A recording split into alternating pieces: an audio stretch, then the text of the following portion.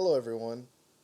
I'm here to discuss the USA team application debate topic of Resolved. The U.S. does more good than harm in its foreign policy objectives in the 21st century. I will explain the history of the 21st century's foreign objective policies. I will explain how they are changing militarily. I will explain how they are changing economically as well, and I will also explain a grand summation of how America is progressing to its future state right now through foreign policy. A brief intro on the 21st century foreign policy systems. To reference this topic, we have to look at two key regimes, the Bush regime and the Obama regime, because those are the integral parts of the 21st century makeup of foreign policy. Now, if we take a look back in history as to Bush's regime, um, it was during his presidency where we saw the overwhelming and detrimental attack of 9/11, and this left Americans distraught, left them misguided. It left them unsafe in their own territory because up until that point, America had already always been a place where people could feel safe, could feel aligned with their democratic freedom through America. And that changed the entire scope of America's security as well. Bush responded with declaring a global war on terror. Now, as aggressive and as boisterous as this sounded, it actually produced a very good effect within America's response to overseas terrorism. We started to put boots on the ground in the Middle East. We started to upgrade our security in airports, and we also taught people how to deal with international crises such as these. Now, you may argue, and there is always a harm to every situation, you may argue that this global war on terrorism created anti sentiment towards those individuals who came from the countries of the people who believed to be a part of the Taliban and in the Middle East. You may say that, but what really what really caused that anti-sentiment was not the US's actions. It was the volition of the American people. The American government is not responsible for the response of others. It only acts in regards to their what's in their best interest of safety.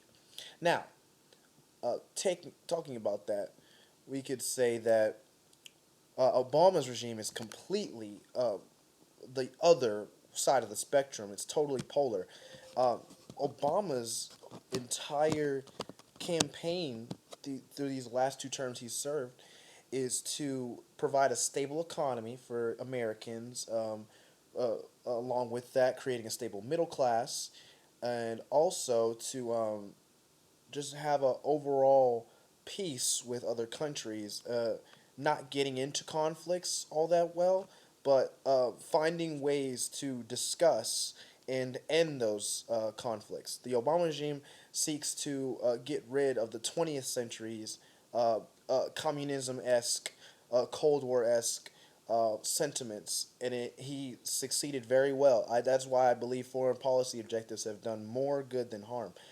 Going into it militarily, what we see now is that our presence in other countries have also sparked response or interdependence within these countries. Countries don't want to be monitored.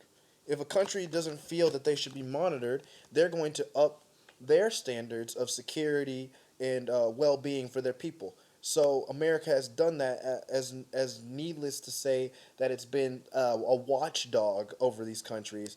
It has its foreign policy objectives militarily is to keep at a distance through military, I guess you could say minimal military intervention to go on to that point. And also with that, we see that Obama also seeks, along with the militarily way to get to it, is economically. Just last week, Obama is released his statements that he was disappointed in his own representatives that they would not go along with his Asian free trade agreement. Yeah, economically speaking, that would open up our markets and with other Asian countries so that competition can remain relevant to American interest.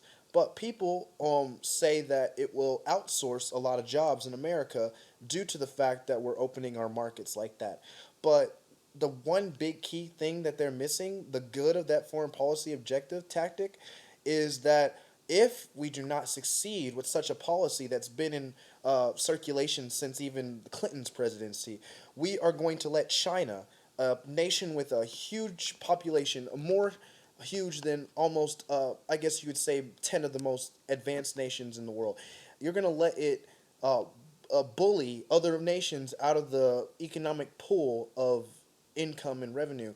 And what we're trying to say here is that if we go with the Asian Free Trade Agreement, we are making the economy uh, more equal, more able to compete, because the pinnacle of future economics is the ability to have competition within each nation through the global economy and even through their own domestic economies. And this can only be done through foreign policy, as Obama has demonstrated through the Asian Free Trade Agreement. Moving on to summarizing all these points, is that um, foreign policy objectives are always misconstrued, and the one thing that misconstrues it the most will be public relations and the media. The media always portrays America to be aggressive or to be selfish in its intentions. Now, our interests are always at hand. Every country's interest is always at hand. But what we are looking for in foreign policy objectives is to not spread democracy, our ideals. No, that is a thing of the past. We are looking towards the future. The future states that we must, as a nation, be militarily, economically, um, involved with other countries. We are not supposed to be some isolationist country like China or Russia.